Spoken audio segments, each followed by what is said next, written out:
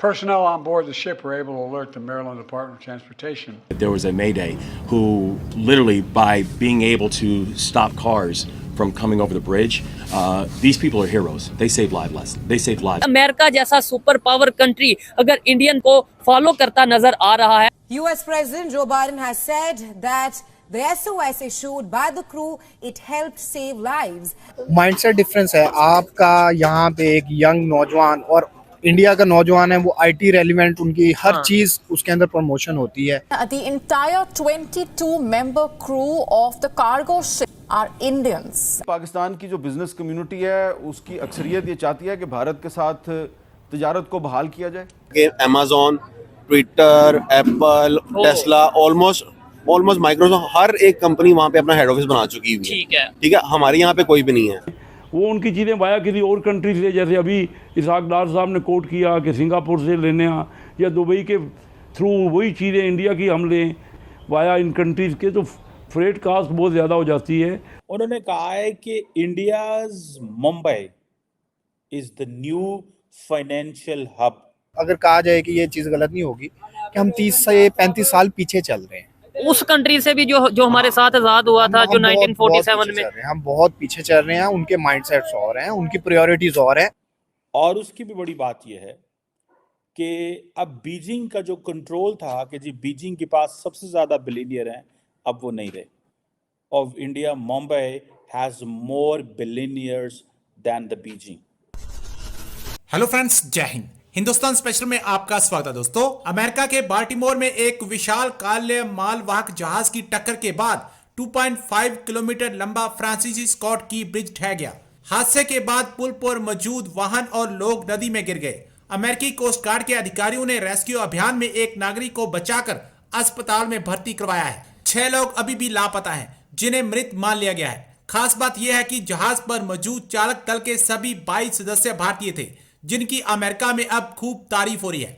America के राष्ट्रपति Joe Biden ने भारतीय क्रू की सूझबूझ की तारीफ की है। इससे पहले मैरीलैंड के गवर्नर ने भी इनको हीरो बताया था। अमेरिका से आई रिपोर्ट के अनुसार जहाज पर मौजूद चालक दल के सदस्यों ने हादसे से ठीक पहले मैरीलैंड अधिकारियों को चेतावनी कॉल की थी, जिसके चलते टक्कर से ठीक पहले पुल पर ट्रैफिक रोक दिया गया था। अगर ऐसा ना होता तो काफी जानें चली गई होती। अमेरिका के राष्ट्रपति जो बाइडेन के अनुसार विनाशकारी टक्कर से पहले बाल्टीमोर पुल को बंद करना ऐसा कदम था जिसके परिणाम स्वरूप निस्संदेह कई लोगों की जान बच गई है।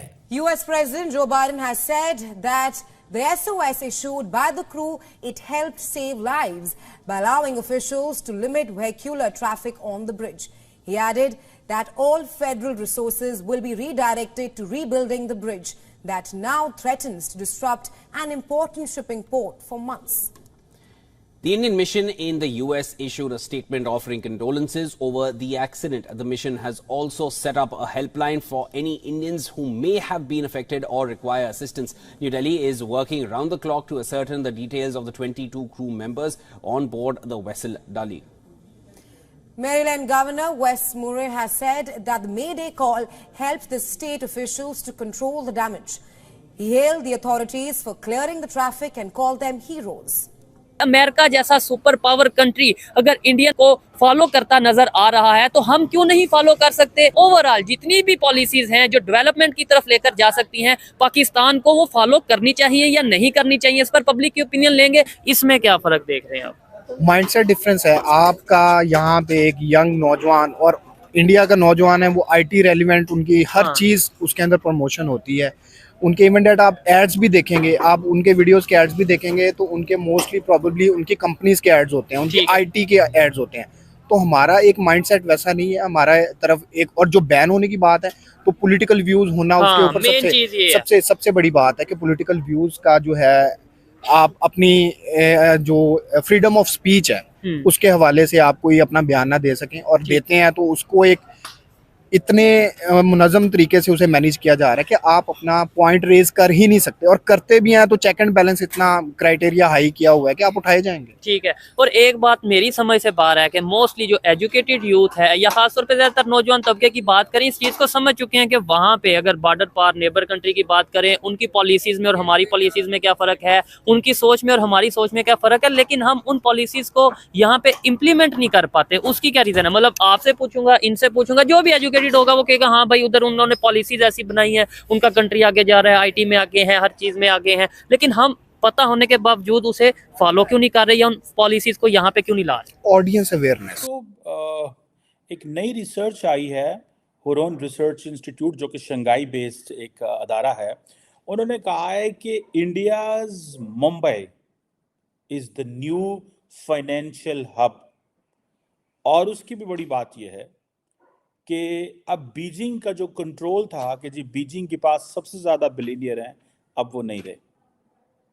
अब financial hub of India, Mumbai has more billionaires than the Beijing और शंघाई।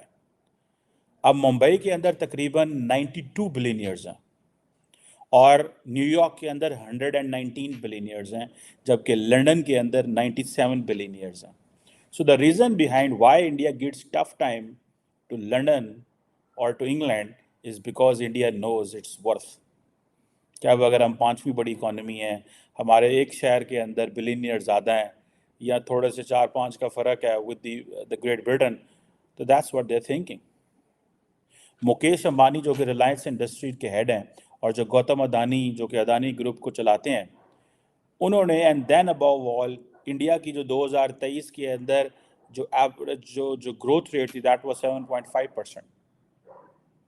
सो आप ये देखें कि इंडिया एज ए होल जो इसके अंदर जो बिलियनियर्स की तादाद है वो कहा जाता है कि 94 लोग इसमें ऐड हुए हैं और अब तकरीबन जो है 271 बिलियनियर्स हो चुके हुए हैं। सो मुंबई के अंदर 92 हैं। मैं तो पाकिस्तान में बिलियनियर्स की शक्ल देखना चाहता हूँ कि वो हमारे बिलियनियर कहाँ पे हैं, वो किधर रहते हैं, उनके अड्डे कहाँ पे हैं। वो हमारे लोगों की तो समझ ही नहीं आती। ज़रा से पैसे बनते हैं तो जाके तो उथे दुबई प्रॉपर्टियाँ ले लेंगे and they get rich there. They don't like to invest in Pakistan. हमें तो इस चीज़ की कोई समझ नहीं है भाई। एशिया के अंदर 950 बिलियनियर्स हैं। एशिया, आपको पता है why Americans believe that their future is in Asia? One is China and second is business. यहाँ पे एक वक्त and particularly India and China are leading.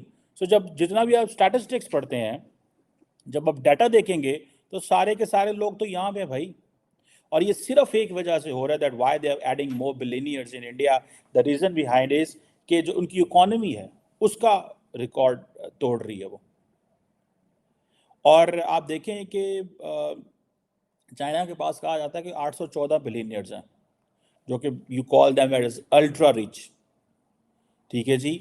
और अभी सुनने में आया कि 150 लोग कम जो बिलियनियर्स थे 150 कम हुए हैं इन 2022, क्योंकि जो चाइना के अंदर जो रियल स्टेट है उसको एक तो वो आपने सुना होगा कि उसमें मसाइल हैं, एंड देन रीन्यूएबल एनर्जी का जो सेक्टर है वो उस तरह ग्रो नहीं कर रहा।